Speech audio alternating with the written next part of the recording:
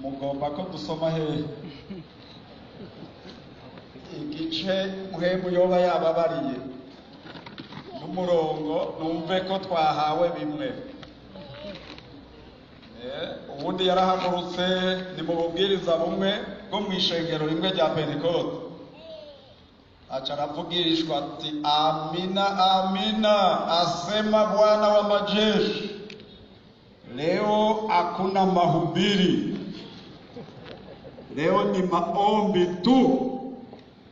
Umupastori rero agaca yeraguza azareraguza abandi ico bovuga, acha haguruka acha avuga ngo basi kama Roho Mtakatifu anasema tuombe.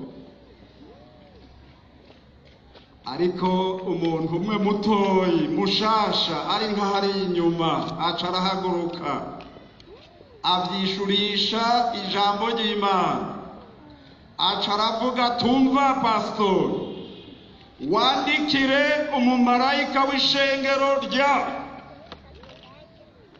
nimba byavuye mu ijuru ko uyu munsi atabutumwa buhaba, niwe wari kubibarirwa ko butahaba, kuko niwe Imana yashizaho ngo urongore ibyo bintu.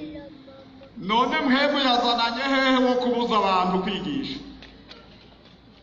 Hariho umutamakazi ngaha benshi baramuzi, akavugishwa abantu benshi ngaha bakavuga ko ari mpemu. Hanyuma umunsi umwe hari umukozi w'Imana yariko arigisha ngaha, hari kuwa kane ngaha, aca aravuga ijambo ry'Imana. Wa muntu yahora avugishwa bamwe bavuga ko ari mpemu, aca aravuga ati abantu baje kwihana ari benshi, oya subiriyo oya mubaye benshi, ngo uwo mpemu rero abuza abantu kwihana. Mpemu arabuza abantu kwihana.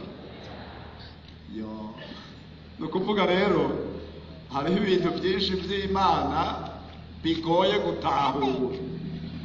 Si amajwi yose avuga uca uvuga ngo amen, uravuga amen hari icyo wumvise muri wewe. Kuko muri iki gihe ibintu byavanganye. Umuntu wese w'iki gihe, aba umuntu mutoyi, aba umuntu mukuru, aba umuhari wese, ari umunyabwenge buke, ubu kuna uvumi wa kuhubiri neno la Mungu. Umuntu wese ubu nuku n'amashengero bazoyashinga cyane, kuko abantu barafise inyota yo kuvuga ubutumwa. None rero ariko ndabona abantu bamwe bariko bayicara, nagomba ko bicara. Tugomba dusome, erega nta bishasha tworonka, twibukanye ku majambo ari mu gitabo cyo Kuvayo. Mu gitabo cyo Kuvayo mu gice ca 7 turasoma umurongo wa 8. Muri iki gihe turakeneye ko Imana iziriyerekana kwiriho, kandi ko ububasha bwayo buruta ububasha bw'abantu, cyangwa ububasha bwayo buruta ububasha bw'ibigirwamana. Reka dusome mu izina rya Yesu. Abanyamareba ba Farawo bigana ibya ca kimenyetso cy'inkoni. Uhoraho abarira Mose na Aroni ati Farawo niyabarondera ko ikimenyetso kibamenyekanisha, ubwire Aroni uti zana iyo nkoni witwaje uyiterere hasi imbere ya Farawo kugira ngo uhinduke inzoka. Nuko Mose na Aroni binjira kwa Farawo bagira nk'uko Uhoraho yababariye. Aroni atera inkoni yiwe hasi imbere ya Farawo n'abantu biwe ihinduka inzoka. Farawo nawe ahamagaza abanyabwenge n'abapfumu, abo ni bo banyamareba bo muri Egiputa, nabo babigira batyo babikoresheje amareba yabo. Umuntu wese muri bo aterera inkoni yiwe hasi iba inzoka, maze inkoni ya Aroni imiriza. Umutima wa Farawo urakomantara, ntiyabumvira nk'uko Uhoraho yari yaravuze. Zingurura dusome mu gicete ca kabiri Pawulo yandikiye Abikorinto. Icete ca kabiri Pawulo yandikiye ishengero ry'Ikorinto, turasoma mu gice ca 10 igice ca 10 turahera ku murongo wa 3 tugeze hari imbere gatoya. Naho haravuga ngo naho turi n'umubiri ntiturwana mu buryo bw'umubiri, kuko ibirwanishwa by'intambara yacu atari ibyo mu buryo bw'umubiri, ariko imbere y'Imana bifise ubushobozi bwo gushingura karimbi. Dushingura impari n'igishizwe hejuru cose kihashiriwe kurwanya kumenya Imana. Dufata mpiri ivyiyumvirwa mu mitima vyose ngo tubigomorere Kristo. Reka dusome icete Pawulo yandikisha ishengero ryo muri Efeso, igice ca 6 duhere ku murongo wa 10. Reka dusome mu izina rya Yesu. Ibisigaye muremesherezwe mu mwami wacu no mu bushobozi bwiwe bwinshi. Mwambare ibirwanishwa byose by'Imana kugira ngo mushobore guhagarara mudatsinzwe n'ubugunge bwa wa murwanizi. Kuko abo tunigana taraba inyama n'amaraso, ariko tunigana n'abakuru n'abafise ububasha n'abaganzi y'isi y'umwiza n'impwemu mbi z'ahantu ho mw'ijuru. Kubw'ivyo mwabira ibirwanishwa byose by'Imana kugira ngo mushobore guhagarara, mushobore kudatsindwa ku munsi mubi, kandi nimwaheza byose mugahagarara mushikamye. Nuko rero mushikame mukenyeje ukuri, mwambaye ukugororoka nk'icuma gikingira igikiriza, mwambaye inkweto z'ivy'ubutumwa bwiza bw'amahoro bibuteguza. Kandi hamwe n'ivyo byose mwabire inkinzo y'ukwizera, niyo muzoshobora kuzimisha imyambi ya wa mubi yose yaka umuriro. Mwabire inkofero y'agakiza, bo n'inkota ya mpemu niyo jambo ry'Imana. Musengere muri mpemu ibihe byose mu buryo bwose bwo gusenga no kwinginga, kandi ibyo mubibere maso mukobeje rwose. Musengere abera bose. Reka tugeze aha. N'aya majambo ngomba ko twibukanya ko mu kanya gatoya. Hano tugomba turabe ingene Imana ikora ibintu vyakumiza, ikerekana ubushobozi bwayo mbere n'ububasha, kuko Imana ifise ububasha n'ubushobozi byose irabifise. Mu bantu urashobora gushobora ibintu ariko atabubasha ugira.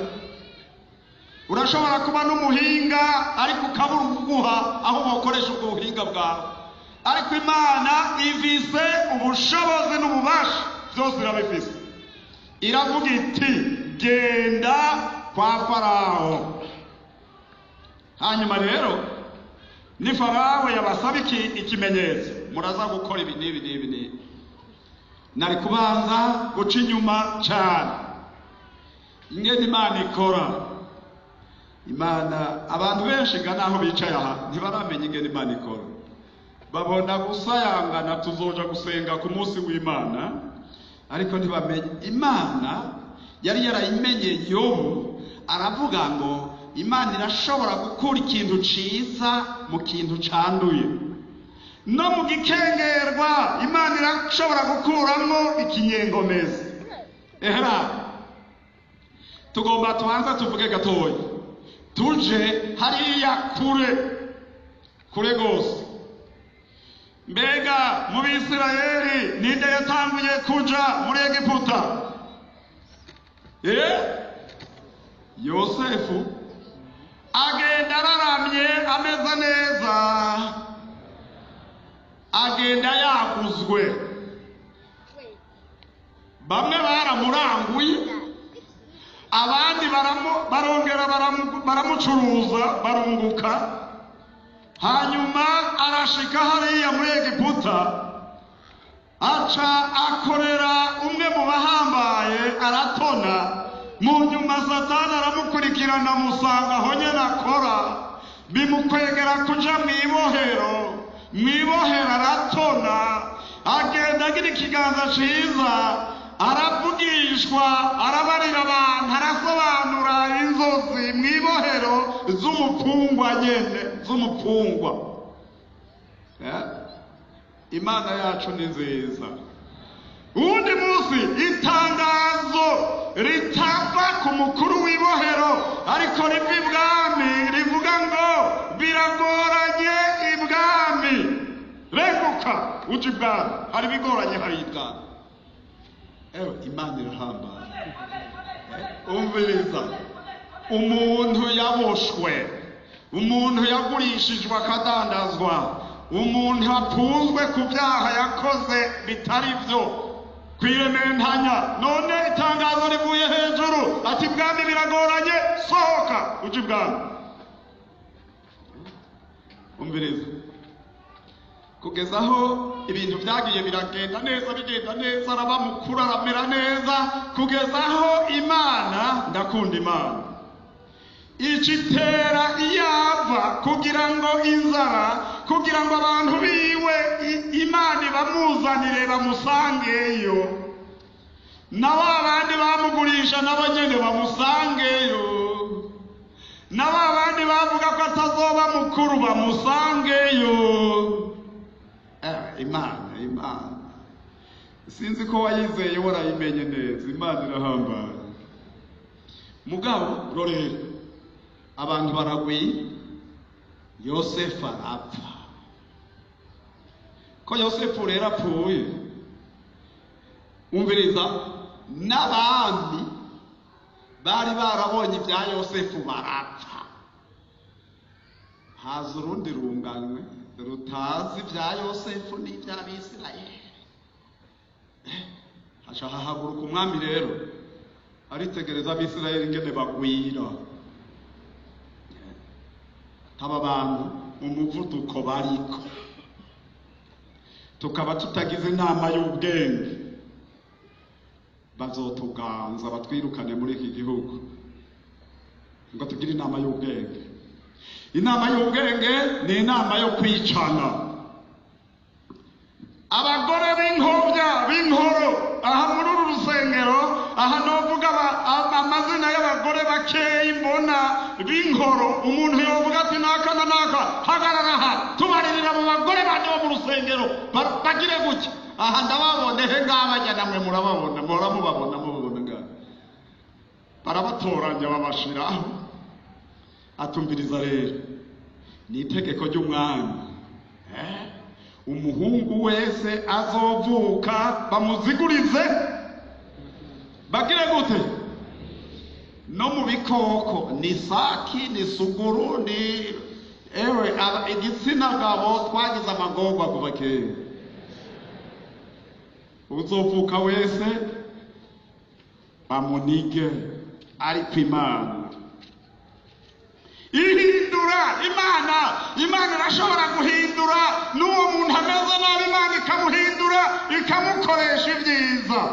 Ega hari aho muri Bibiliya Imana ivuga ngo kugararije nzogutumako umusabyi wanje Nebukadineza, umwami w'umupagani. Imana ivuga ngo n'umusabyi wayo. Ega Imana ikoresha abantu bose uko igomba. Umunyakibi ikamutuma ubundi munyakibi ikamuvungera. Umviriza, abo bagore baca barabareka, n'abahungu ngo barabareka. Itangazo riva ibwami iti twumvise ko hari abahungu mwareze. Umva inama y'ubwenge nabo yabo bagore. Umve mwami Nyiringoma, erega abagore b'Abaheburayo ntibameze nk'ab'iwacu. Ab'iwacu birabagora kwibaruka, ariko abagore b'Abaheburayo tugira ngo turashika tukajya dusanga bibarutse. None wowe ucica umuntu kandi yamaze kwibaruka azamubonaga, biratugoye ibyabo.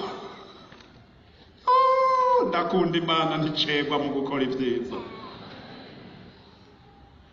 Ikindi gihe Mose aravuka. Mose wewe n'ababyeyi we ngo baramwitegereza, atoya uyu tuzomugaramako naho hari ibyo guhiga abana b'abahungu baramunyegeza ariko uraza umwana aguma akura barabona ati tukamurekeza ariko bizodukwegera bamujana mu mazi. Imana nayo iraza ubwenge icituma bamwe bavuga ko babica kugenda hariya ku mazi. Umukobwa wa Farawo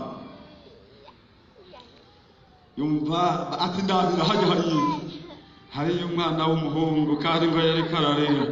Hanyuma rero ati mukureyo mumunzanire.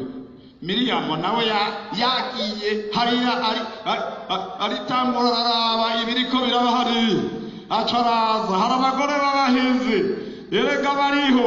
Miriyamu aca araza aterega hari ibyo nogufasha nyakubahwa ndakuzanire wo kukongereza uwo mwana. Murumva Imana ingene itondeka ibintu. Aca agenda kuzana nyina wa Mose. Mose ntiyigeze yonka ibere ry'uwundi muntu, yose ibere rya nyina bivuye mu ijuru mu ngorane zikomeye. Kandi Bibiliya iraceza ariko nibaza ko nyina wa Mose yoba yararonse n'impembo. None we ugiye konkereza umwana erega yabaye umuganwa Mose mu rundi ruhande.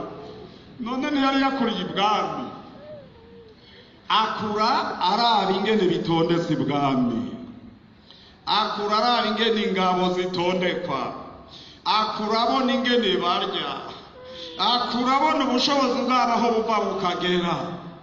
Mugabo rero bantu b'Imana, bakozi b'Imana, abantu benshi muri iki gihe batugoye n'abagomba gukorera Imana bihuse igihe kitaragera. Amaze gukura rero aca atemberera ab'iwabo, azabona b'Abanyagiputa ingene bakubita ab'iwabo, akantu k'umubiri karabyuka. Nibyo muriko mubagirira uku. Kandi umwana w'umwamiga erega ntagenda rumwe, erega yari afise escorte. None wewe amafarasi yarumwe yari kugenda rumwe gute? Mugabo aratabara. Mu gutabara kwiwe agira amaboko mabi kuko yagombye gukorera Imana hataragera yica umuntu. Mugabo none wishwe n'umwana w'umwami, none bamuvuga kwiki barahora kimya. Ariko byari byamenyekanye ariko ubundi musasubirayo rero muko bigukwegera uzokora ibyaha rimwe kabiri gatatu ariko hari umunsi bizoseruka. Lorera rero azasanga ab'iwabo nabo bariko bararwana. Umviriza ijwi ryiza mw'abagabo b'iwacu bene wacu namwebwe murakarakamwe musubiranyemo nayo mugowe. Wa mugabo ninde yakugize umucamanza wacu? Ugomba kunyisha nka kumwe wica wa Munyegiputa. Byaramenyekanye ko rero bimenyekanye asuwe n'abo bavukana. Karabaye aca arahunga.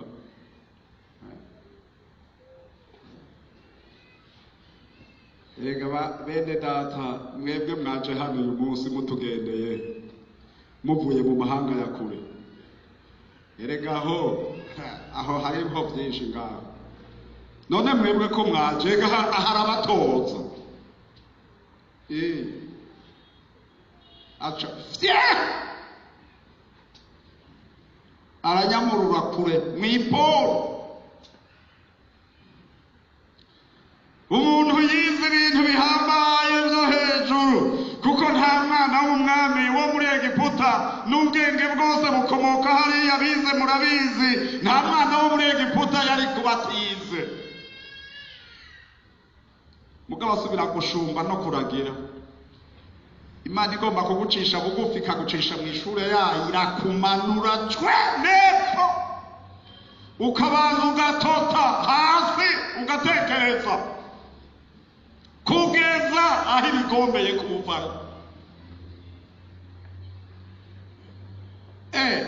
imana ntuvuga ngo urinde oya imana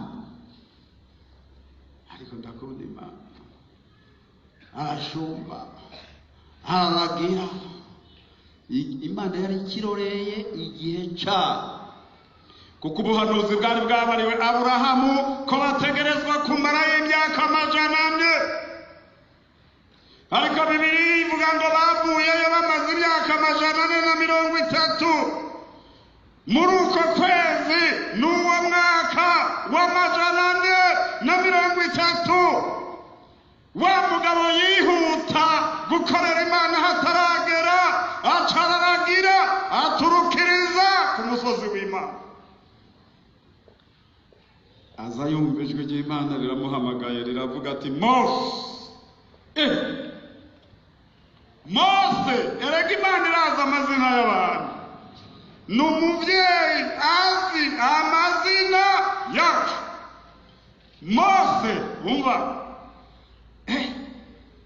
aho hantu uhagaze urahazi kuri ibirato mu birenge byawe aho uhagaze nahereye bagaba mw'ishamba hari hahera none Imana ihejeje harera nyene arabikura ta tumva rero ngo tuganire umve Mose ega yabaye umunyamabanga w'Imana aho nyene naho umve Mose numvise ugusenga kw'abantu banje ntibyabariwe abahereza ntibyabariwe abantu bahambaye ariko byabariwe umuntu ari mw'ishamba numvise ugusenga kw'abantu banje nabonye ingene bagirirwa ingene bacuranguzwa none manukanywe no kubatabara no kubarokora kandi ni wewe ngira ntume harageze rero kugenda ni wewe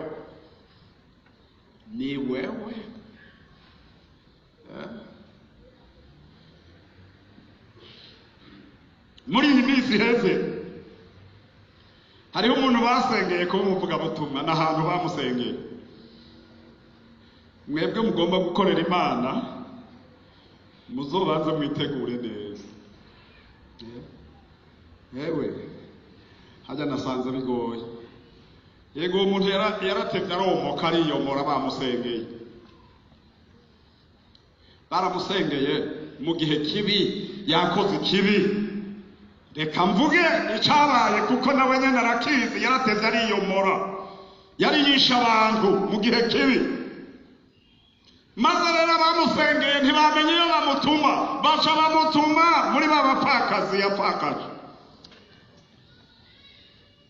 bamutumana n'ubundi ari babiri kandi ivyo ntivyabaye i Kongo canke i Rwanda canke i Tanzania vyabaye muri iki gihugu kandi uwo muntu ntarapfa cane agaca ahagarara imbere y'ishengero Bibiliya ikategeza agaca barira mugenzi we te mugabo uyu munsi wewe wosigura jewe nkaruhuka nkazosigura ejo agaca agenda akicara neza cane none vyanse uricara nyene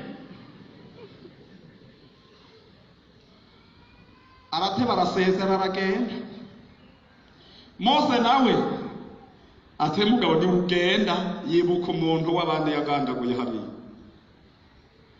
aca avuga tumviriza rero Mana ivyo uriko uravuga nivyo ariko sinzi kuvuga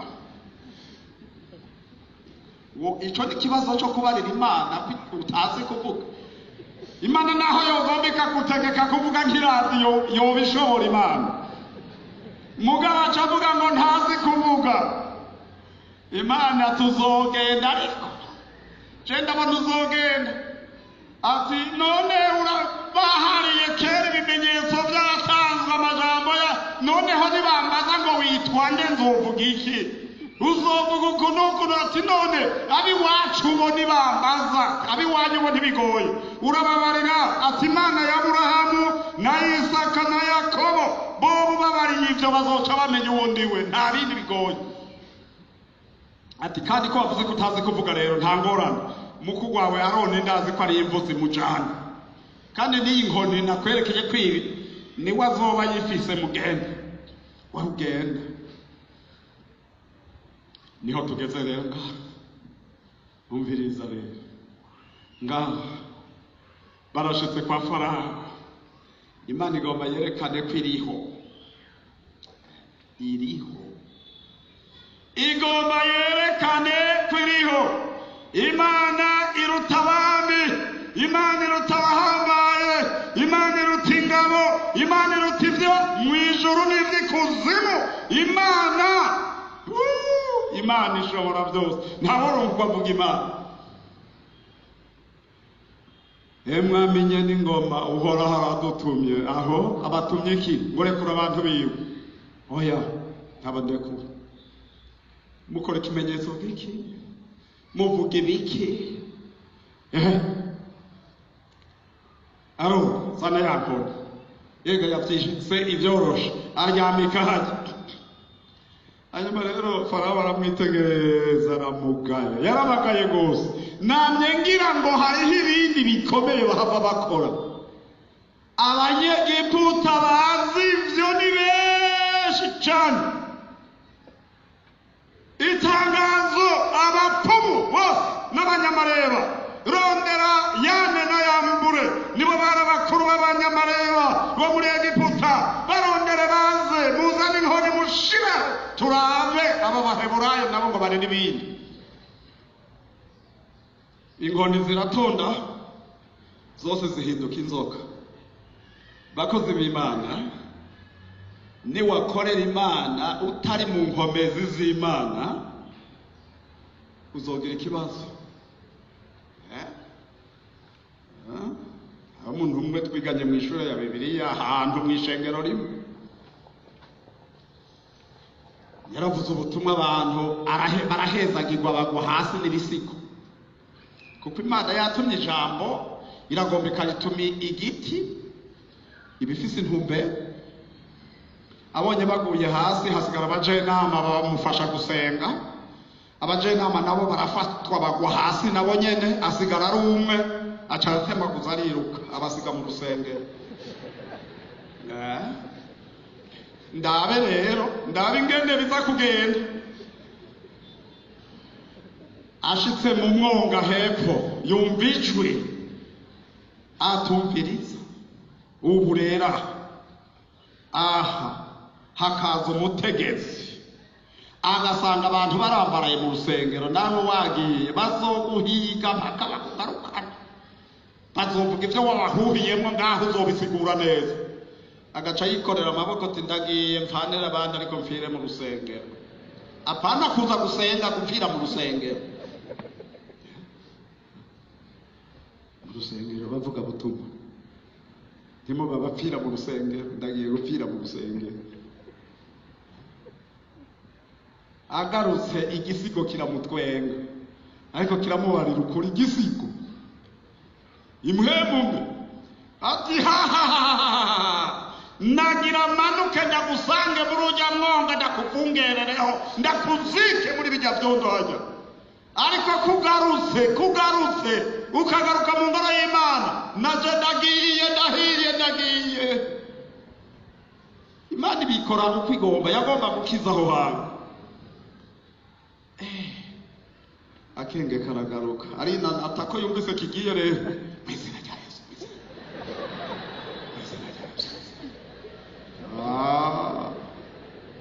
Umvirizo azabona mu ntege nke umujenama wiwe umwe arahagurutse.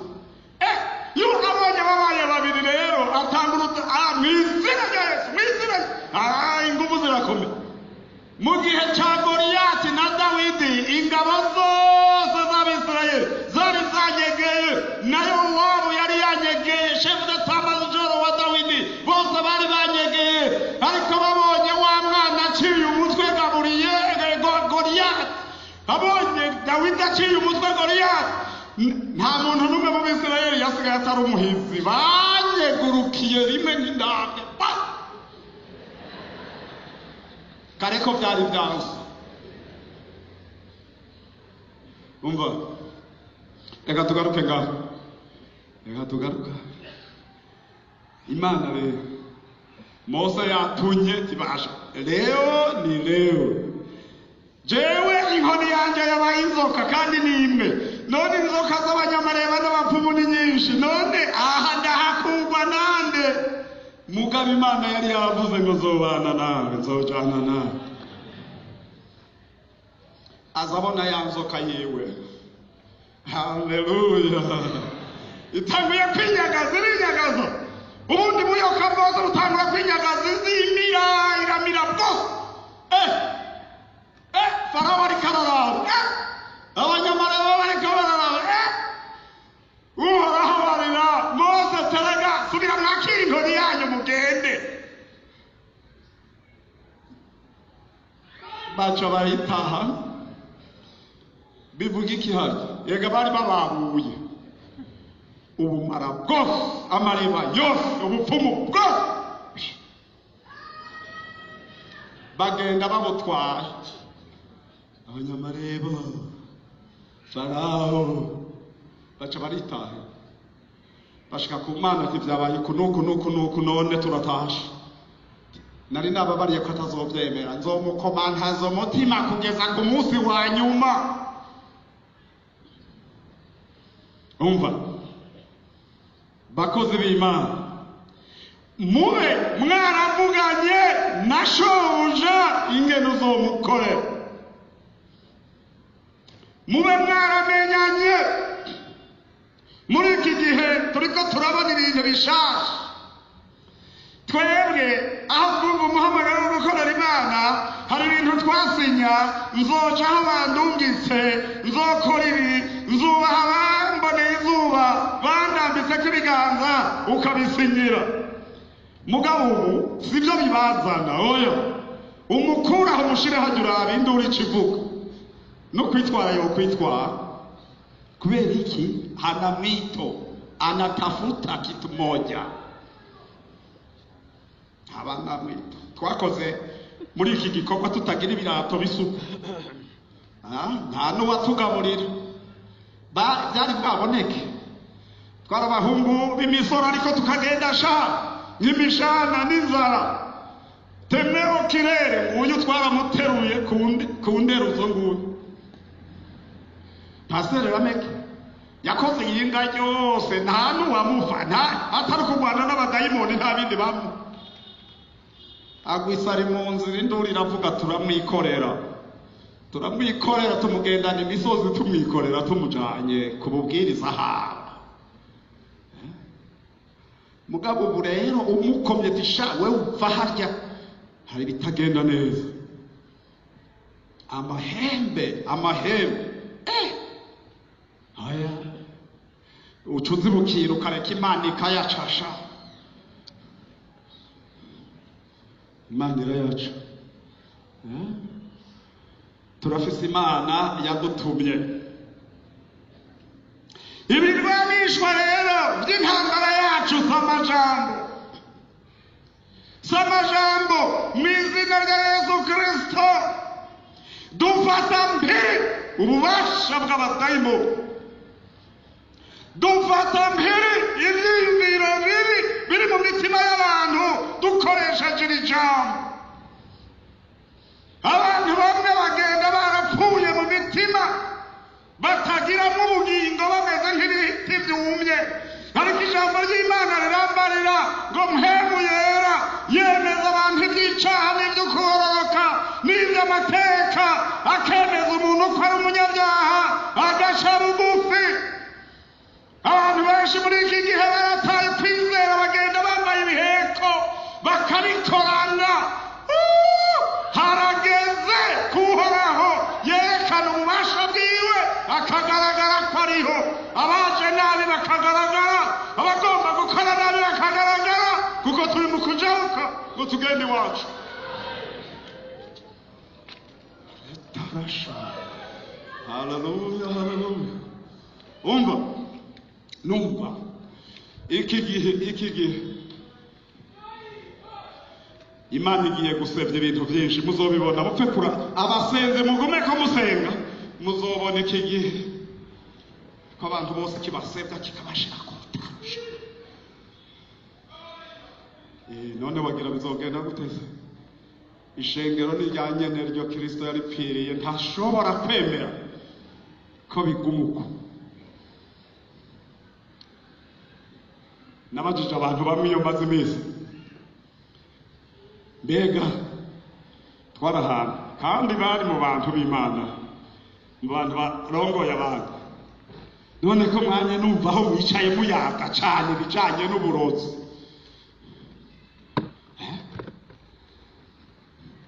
Hari ijambo hano muri Bibiliya rivuga ngo abizera bazorya ikintu cica naco kizobagirana. Ijwi nimwumva ko ryamanutse, bavuga ati uwo buguhaho ntiwopfa. Ngira ndakubarira, ni intege nke zaje kugira ngo abantu ntibizigire bene wabo muri Kristo Yesu, kugira ngo urukundo rw'Imana rupfe, abantu bace bazimira bazime. Turashinga intahe turaha, twarabonye abakozi b'Imana bigeze kuzanirwa ibintu bibi, barabishira ngaho, bariko barabishira ngaho baca barasenga, ukavuga ame, babitwaye ntibanabiguhe, babitwaye. None ababitwaye hehe? Bakababarira ati bigarukane twasenze, ntibabigarukane. Biravana. Iminsi yawe iri mu kuboko k'Uhoraho, ntaho uzoja Uhoraho atakurekuye. N'ubu ntuzi ibyo watambutse ari kuriho, na hirya y'ejo ntuzi ibyo wariye ari kuriho,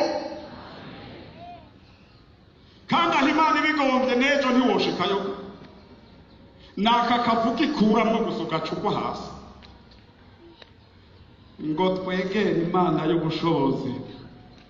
Umviriza, Yobu mu gice c'indwi umurongo wa mbere avuga ngo iyo umuntu akiri mw'isi aba akiri mu ntambara.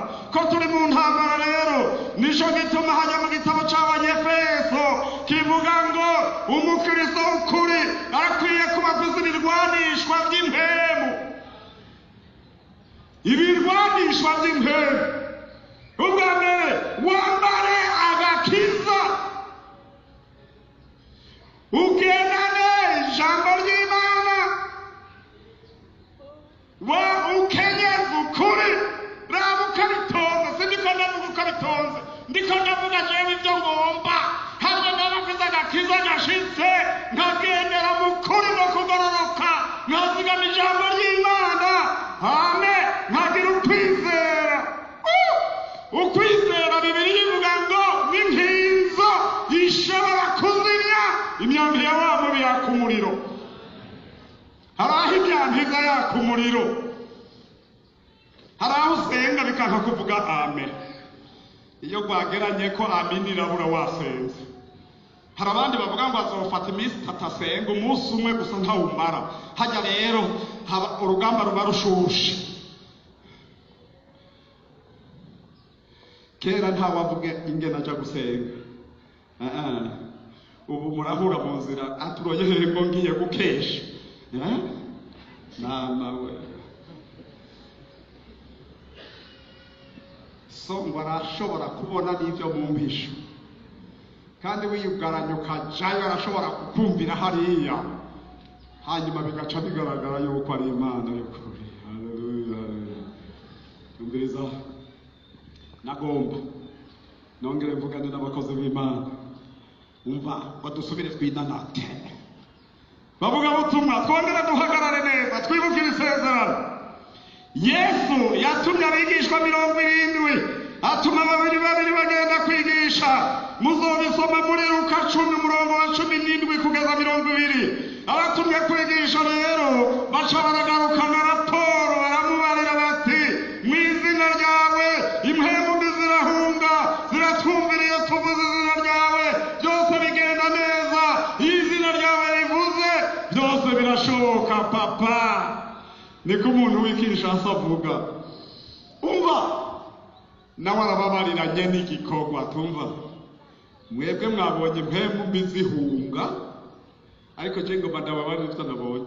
Nanje nabonye Satani amanuka nk'umuravyi.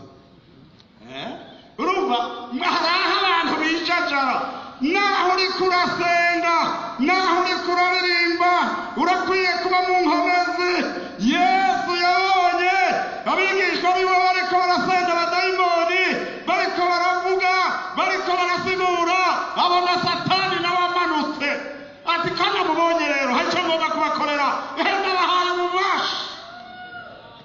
amen, bwo gukandagira inzoka, bwo gukandagira sikorupiyo, bwo kunesha ubushobozi bwose bwawe amaso. Umva bakristo bo mu minsi y'iherezo, ndabafitiye iganuke, ntimuzamana n'aba bavugabutumwa, ntimuzamana n'abapasitori. Iminsi ni mibi, mugura uburyo bw'ubugwiza, mube muri mpemu, kuko Bibiliya ivuga ngo abizera bose bazorambika ibiganza ku barwayi bagire gute? Abizera bose ni ba musenyeri gusa? Ni ba pasitori gusa? Ni umuntu wese yakijijwe akizera ko ijambo ry'Imana rifite ububasha n'ubushobozi. Nawe urimo. Umva, kuri uyu munsi icyo ngomba kuvuga, ijambo ry'Imana wigishijwe ni ukuri, ntacyo gukekeranya kirimo. Ubushobozi bw'Imana rifite ububasha bwo guhindura umunyabyaha akaba mwiza, rifite ububasha bwo guhindura maraya, bwo guhindura umwicanyi, bwo guhindura igisuma, bwo guhindura abantu banyereza, babandi bagigiturire. Abantu benshi muri iki gihe kubera amaronko y'iminsi y'iherezo, kubera ubuhanuzi buvugwa ngo mu minsi y'iherezo abantu bazoba bikunda gusa, bakunda n'amahera. Umuntu bamuha akazi keza mu gihugu, aho kukazigama agaca yiba, hanyuma bagaca bamukura n'isoni.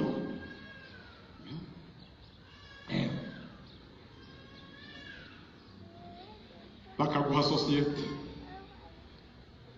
Jewe sindabiza ayo bahembwa, ntawe nayabajije, ariko nibaza nka directeur general w'isosiyete abahembwa benshi, none wibaza ko ahembwa nk'ay'umwarimu wo muri poste fondamentale. None ko umwarimu mbona atumika akigisha aba bana banyu, yomba bamuhaye 105, yomba bamuhaye angahe, akaguma k'imyaka 20 kugeza hazopasurira akayara yindi.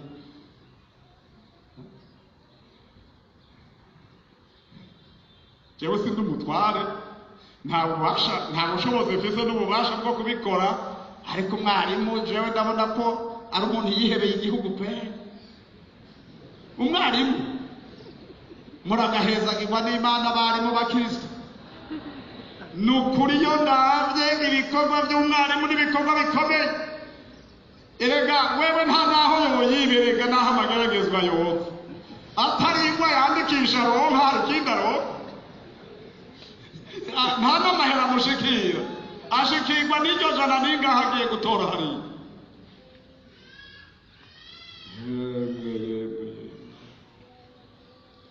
Umva, ngomba kuvuga ikindi kintu kuko ngomba kurangiza. Nagira tuje inama, ibizimya ubushobozi bw'Imana harimo gukora ibitabereye uri umukristo. None wewe bagushinze ibiruri umukristo ukiba, bagushinze ibiruri umukristo bakaza bumva itangazo rivuga ngo ni wewe wa mbere wiba. Ejo bundi nagize amagerageza akomeye, nariko narondera konteri y'amazi, urumva n'amatara, kandi yo kuva nabaho nta n'itongo mfise hariya mu Marambya.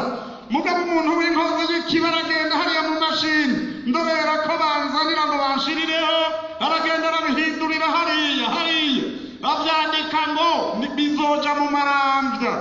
Amazina y'iwanje arafuta, arazimanganya. Bwana wowe wakozeyo nzokwereka iyo dosiye uzotwenga wumva.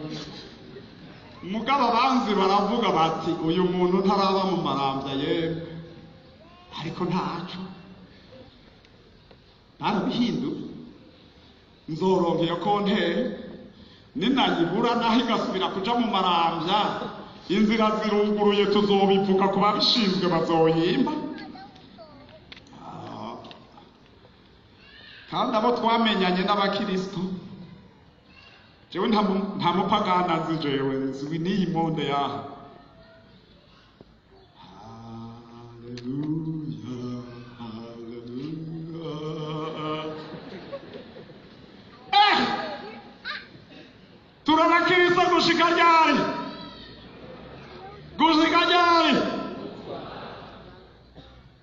bariya ntibavuze.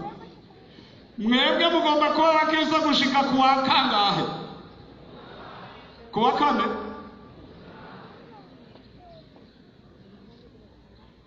Reka dusubire ngaha. Reka dusubire ngaha.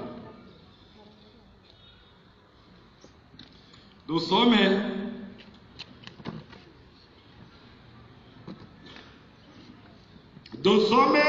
icete Pawulo yandikiye ab'Ikolosayi, kandi duca turekera aho nyene.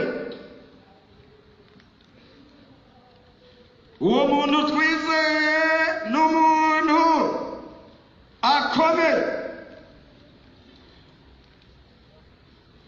Reka dusome ijambo ry'Imana ngaha mu cete Pawulo yandikiye ishengero ry'Ikolosayi.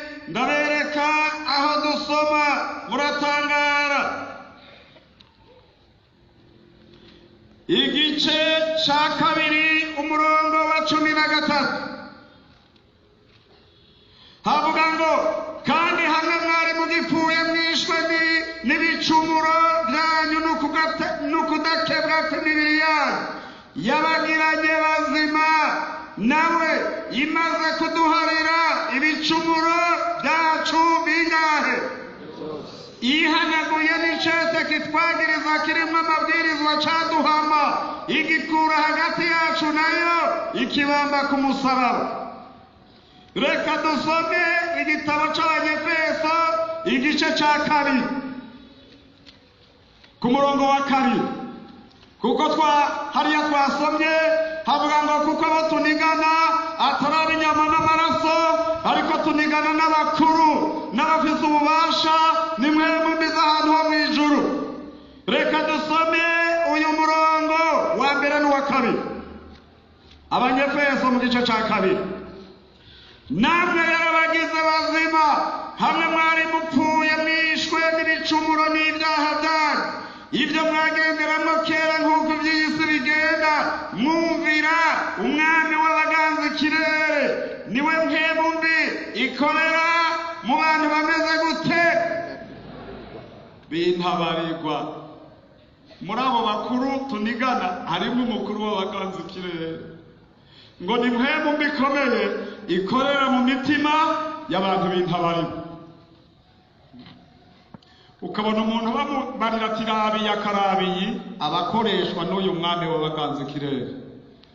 Ndakufitiye iganuke, harageze kuhora hagira icyo akora mu mutima wawe kugira ngo ube mwiza, kuko turiko twitegurira kuzohava tuja iwacu, ariko ntidushobora kuja iwacu ukimeze uko, kuko Bibiliya hariya muri Petero havuga ngo umwami Imana ntitebeje isezerano, ariko yihanganira wewe, yihanganira jewe. Ntigomba ko abantu baranduka, ariko igomba ko abantu bakira. Umviriza rero, twizeye Imana iriho, twizeye Imana ifise ubushobozi, twizeye Imana ishobora guhindura amateka, twizeye Imana ishobora kurema ikintu kizima mu kitari kizima.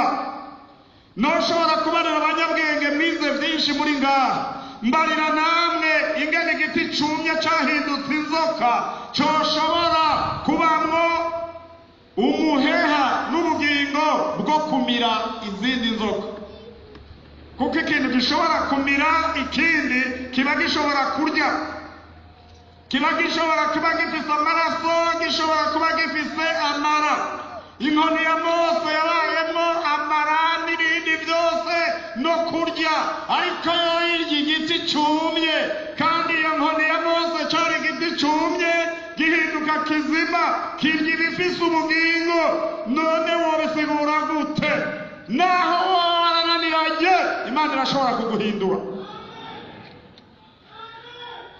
Imana ifise ubushobozi bwo guhindura ikintu cose uko igomba, ariko ntabifata ku gahato uyemerere. Nagomba kukubarira gusa muri iyi minsi y'iherezo ko wotahura ububasha n'ubushobozi bw'Imana burusha ububasha bw'ibintazi, ububasha bw'abanyamareba, ububasha bw'abapfumu, ububasha bw'uburozi, ububasha bw'abahambaye, ububasha bw'abaki. Imana yacu iri mu ruhande rwacu, turashobora guhagarara tukema. Mwama tugirire neza. Wizeye iki muri iyi minsi ubona bizokubwirira ikimaze? Wubatse kuki? Twuname imbere y'Imana. Twuname imbere y'Imana. Abantu benshi bagenda n'ubwoba bwarabishe. Uyu mwaka sindawumara. Ubundi wowe wari wawumaze kubera iki? Kuko wari ufise ubushobozi n'ububasha, uriho kubw'ubuntu bw'Imana. Abantu benshi bizigira ibintazi. Haleluya. Hari umwanditsi wa Zaburi yavuze ngo bamwe bishimira imikogotse n'amafarasi, ariko we wavuga ngo yishimira Uhoraho, niwe yizigira gusa. Bavuga butumwa none ntimwohaguruka mugaca mufasha aba bana mwahagaze, ni byiza cyane. Bakozi b'Imana ko mwicaye se bafashe baraje ngo mubafashe, kandi mubafashe neza, mutumbe neza. Harageze ko tuba abakristo nyawo. Isi yose yuzuye umuryango, umwijima wabaye mwinshi. Harageze ko abantu b'Imana bagaragara ko bariho. Hariya ku ishuri harageze ko bagusoma bakabona ko uri umukristo.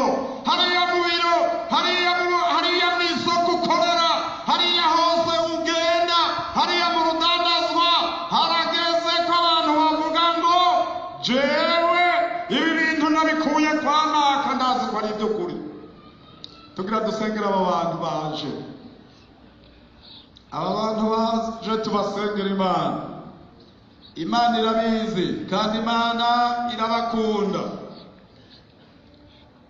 Tugira tubasengera Imana. Turagomba gusaba Pasiteri Majambere Mushikino mubanze musenge, murasubira hariya.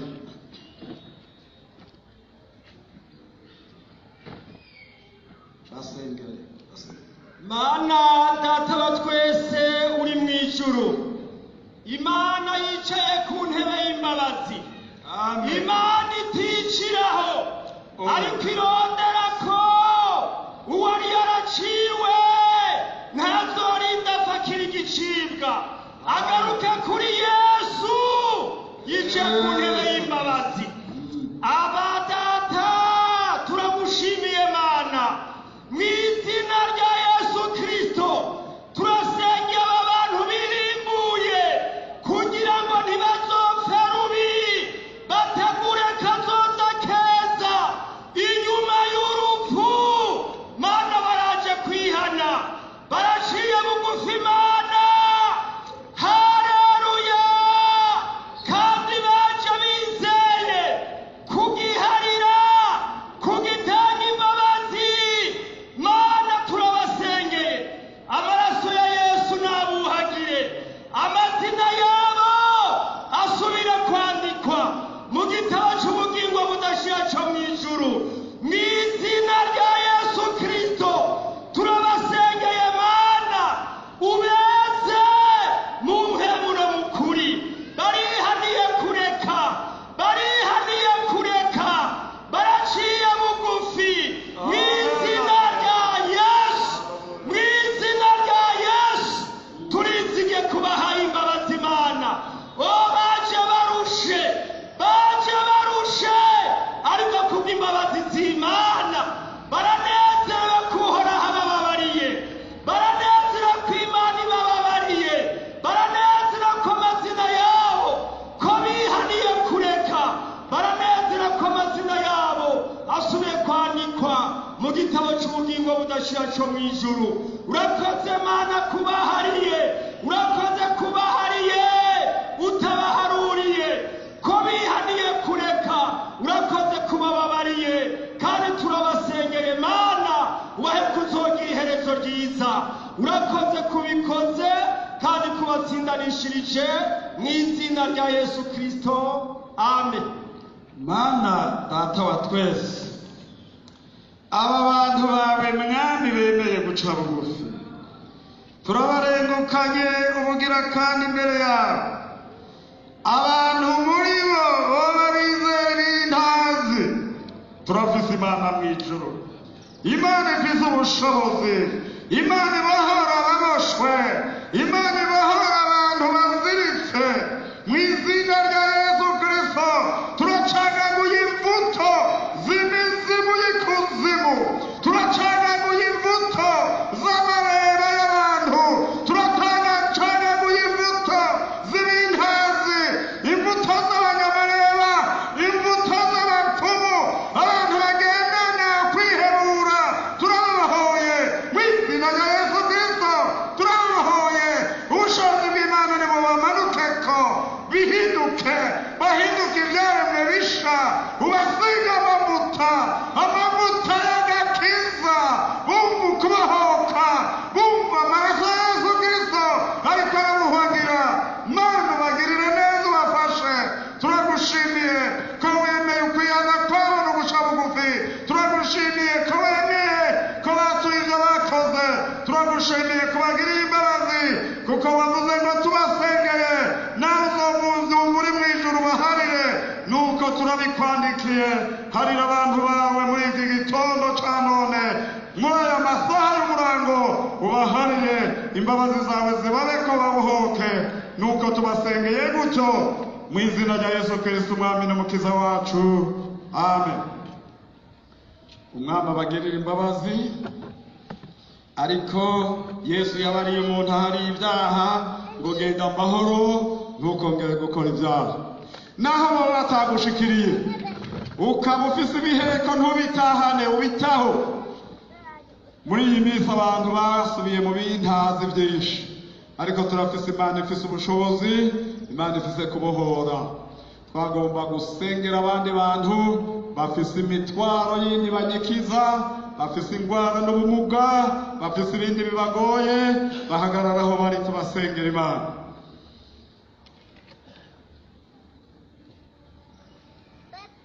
Sabe mutamba Aroni murengo kino mubashire mu maboko y'Imana.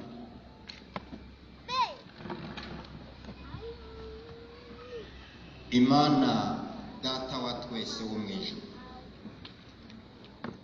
wewe ijambo ryawe rimaze kutwibutsa kuri Imana ishobora byose wewe ufise ububasha bumira ubundi wewe utegeka bikaba wabigabira bigashika ufise ijambo nta ubasha kugukora mu nkokora ngo akubuze gushitsa ibyo wagabiye nicyo cyatumye utwiyumvirako ukongera kutuzanira ijambo nk'iri risubira kutwubaka kuri Imana y'ububasha dukwiye kukwizera nk'Imana ifise ububasha.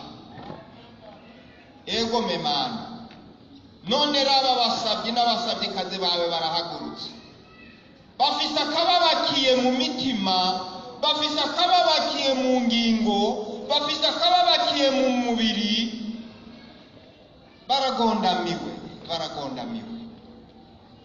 egome natwe turabasengeye mu izina rya Yesu Kristo ngo uharenguke ugire icyo ukora uharenguke utabare nyaguhoraho Mana yo mu ijuru aha nyene harimo abarwaye kandi barwaye za ndwara zitabasha kuvugwa na muganga aha harimo abarwaye kandi barwaye za ndwara z'uburyo bwose tutitaye ku mpamvu zazo turabasengeye ngo bakire mu izina rya Yesu tutitaye ku cyatumye barwara turabasengeye ngo bakire mu izina rya Yesu abababara mu mutwe abababara mu nda abaribwa mu ngingo abafite ibyo byose bibabangamiye mu izina rya Yesu byoshika ko ari uburwayi buterwa n'impwemu mbi byoshika ko ari uburwayi buterwa n'amangetengete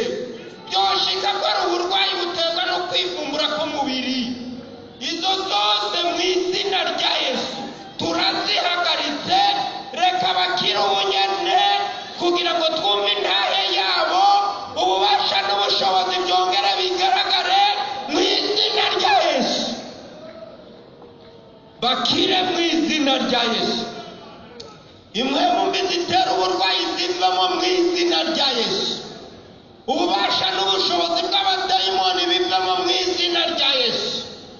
Ububasha n'ubushobozi bw'indwara bivamo mu izina rya Yesu. Bagirire neza mu izina rya Yesu Kristo wa Nazareti. Mu izina rya Yesu Kristo nyene ukunesha izi ndwara nizivemwo, tutitaye kuzarizo kuko ntazo naniwe. Ntitwovuga ngo nizina ziriya, ni zose kuko ufise ububasha bwose. Bagirire neza, icyubahiro cyawe kigaragare kuri uyu mwanya, uboneke kuri hagati muri twebwe, kandi duhagaze mu ijambo ryawe. Yohani yarabyanditse, wavuze ngo nimutizezwa n'amajambo ndababarira, ngo mwizezwe n'ibikorwa nkora. None kora kugira ngo bishigikire kwizera kwa benshi. Urakoze cyane Mana. Hariho abafise ibibazo n'izindi ngorane n'iyindi mitwaro by'uburyo butari bumwe, bararondeye iburyo n'ibubamfu baraheba, baragiye kuba bijejwe babura uwo batabara, ariko mu izina rya Yesu barungikira inyishu kuri aya masaha y'umurango. Ikiganza cyawe cyiza kiboneke, n'abari imanza n'abari bindi byo hano mu mibereho y'umuntu bisanzwe, izo ngorane zose z'uburyo bwose nazo nyene zihagarare mu izina rya Yesu. Wewe utanga inyishu, byoshika ko ari ukubura n'icyo barya, nabyo nyene birashika. Byoshika ko ari imanza zo mu miryango, byoshika ko ari akarenganyo k'uburyo butari bumwe, ariko uri Imana ishobora byose. Urakoze cyane kubyumvise mu izina rya Yesu Kristo umwami wacu, amen. Nuko abumvise aya majambo twese Imana iduhezagire.